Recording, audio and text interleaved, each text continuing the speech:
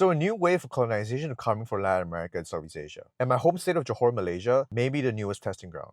But this has already happened before in Honduras. In 2021, Honduras created special economic zones designed to attract foreign investment by giving them significant autonomy. One of the most famous examples was Prospera, a private development backed by Silicon Valley investors, including Peter Thiel and Balaji Srinivasan. The pitch was innovation and growth, a new model for the future. But critics warned that these projects created something dangerous. Private enclaves of wealthy outsiders can operate with their own rules, separate from the communities around them. When Honduras later moved to repeal the ZEED framework, Prospera challenged them via international arbitration, sinking billions of dollars in damages. And this raises a question that every developing country needs to ask. When does foreign investment stop being investment and start becoming influence?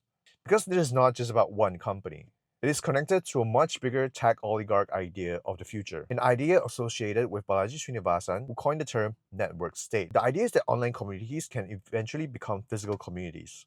Starting with a network of people with shared interests, they accumulate capital, then physical territory, and eventually create their own state. Balaji has even used the term tech Zionism to describe his vision. And now this has arrived in specifically my home state of Johor, Malaysia. Johor is also home to Forest City, a failed Chinese mega development that became famous for being a ghost city. And in 2024, Network School, started by Balaji, arrived there to revitalize the space. I've watched some videos by some famous YouTubers about the space, and so far it just looks like a co-working space for tech bros. But make no mistake about it, their ambitions are to create their own state within Hear the about state. the idea that they one day want to become their own country. Yeah, I'm familiar with this. And the Malaysian government has recently taken action because there were allegations that Israeli nationals were participating in the program. And this has become especially sensitive because Malaysia does not recognize Israel as a state. And since 1974, it has restricted Israeli citizens from entering the country. Israeli citizen Nas Daily has been seen in Forest City promoting the Network School program, but he himself has before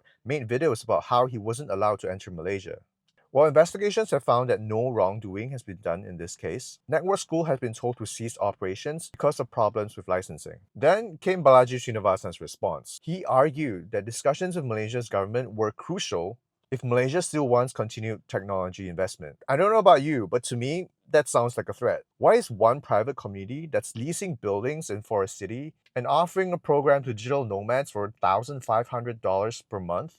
Why are they being framed as a test for Malaysia's technology and economic future? And this is where my concern comes from. Colonization once came through armies and empires. Today, influence can come through capital, technology, and private systems that operate outside traditional boundaries. The future of Malaysia, Honduras, and other developing countries should not become experiments for private ideology. Who gets to decide the future that is being built? The people who live there or the people rich enough to buy a piece of it?